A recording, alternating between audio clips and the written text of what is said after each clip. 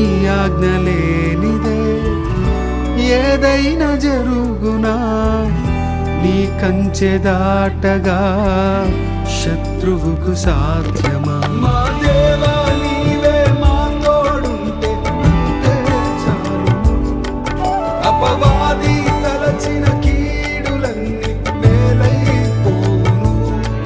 మా దేవా నీవే మా తోడుంటే అంతే చాలును. అపవాది